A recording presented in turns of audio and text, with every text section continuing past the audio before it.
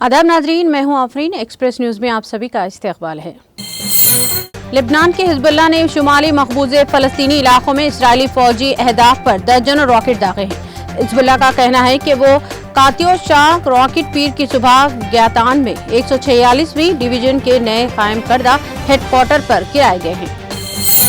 Hamas ने एक बयान जारी करके कहा कि तंजीम ने कई दौर के मुज़ाकरात में शिरकत की और गाजा के अवाम के मुफादात के लिए जरूरी लचक और मुस्बित फराहम की है। हमास ने साल्सों से मुतालिबा किया कि पहले जो तजवीज़ दी गई थी इस पर अमल दरामद करने का मंसूबा पेश करें।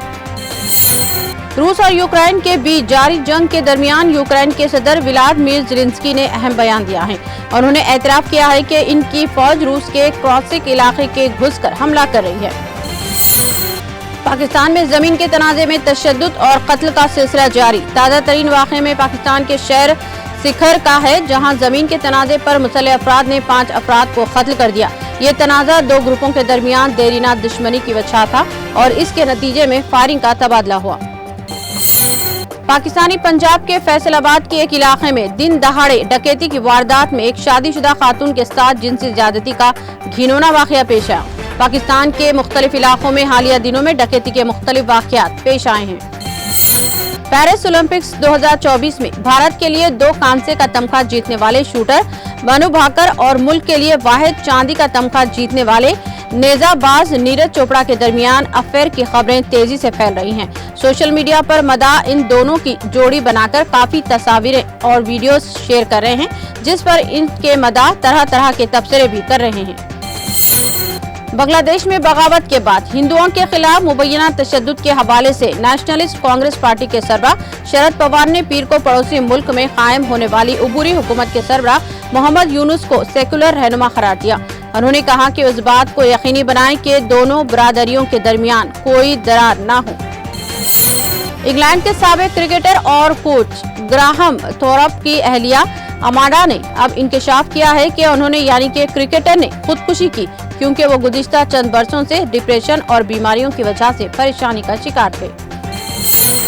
हिडेनबर्ग रिसर्च की जानिब से सीबी की चेयरपर्सन माधवी बच के खिलाफ इल्जामात के बाद इस मामले पर सियासत तेज हो गई है।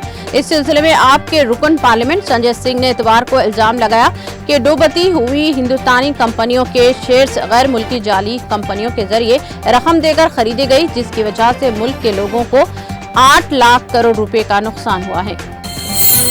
दुनिया भर में हाथियों को एक अहम मुकाम हासिल है, मगर हिंदुस्तान समेत दुनिया भर में इनकी आबादी को बहुत ज्यादा खतरात लाहक हैं, जिसकी वजह से इनकी आबादी लगातार कम हो रही है। इसके बारे में बेदारी फैलाने के लिए 12 अगस्त को हर सतह पर तकरीबात का इनेकाद किया जाता है।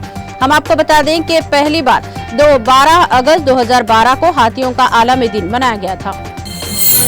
गया के खादी ग्राम उद्योग में एक मुस्लिम खानदान सन 1962 से कौमी झंडा बना रहा है। खादी के कपड़ों से कौमी झंडे को तैयार किया जाता है, जो कि बिहार रियासत के 5 अजला समेत दिगर और कई जिलों में यौम आज़ादी, यौम जमहूरिया के मौके पर सरकारी दफातर में इन झंडों को लहराया जाता है।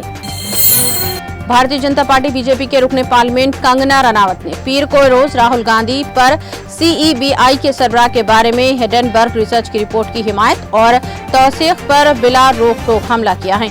इसने राहुल गांधी को सबसे खतरनाक आदमी करार दिया और इस पर मुल्क में इनकी मैशियत को गैर मुस्तहकम करने का इल्जाम भी आयद किया।